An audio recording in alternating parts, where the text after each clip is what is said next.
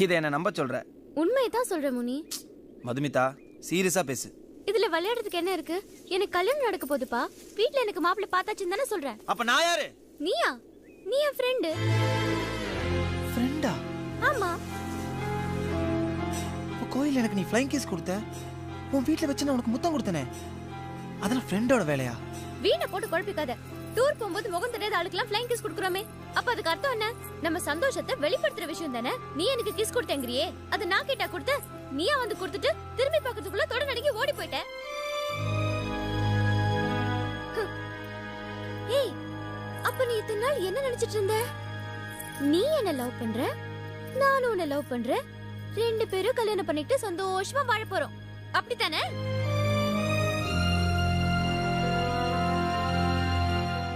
எப்படிப்பா உன் மனசுக்குள்ள இப்படி ஒரு ஆசை வந்துச்சு? என் அப்பாவை பார்த்தாவே உன் அப்பா எப்படி கை கட்டி நிப்பாருன்னு தெரியும்ல. அவரு என் அப்பாவுக்கு சம்மந்தி. இருக்கிறது வாடகை வீடு, சொந்தமா ஒரு போட்ட நிலம் கூட கிடையாது. அங்க பாரு, அங்க பாரு, கண்ணு கெட்ட தூரம் வரைக்கும் தெரியற தென்னந்தோப்பெல்லாம் எங்களோடது. என்ன கல்யாணம் பண்ணிக்கிட்டு இதுக்கெல்லாம் சொந்தக்காரன் ஆகணும்னு ஆசைப்படுறேன்.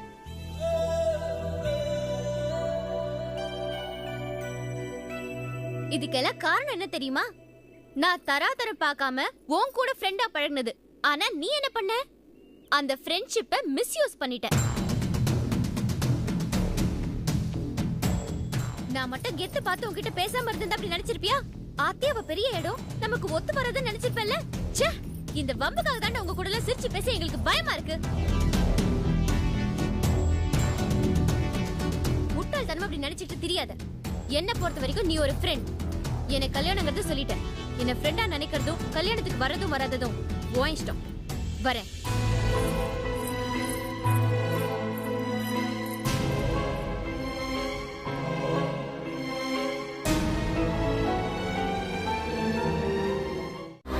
To watch more, log on to www.erosentertainment.com.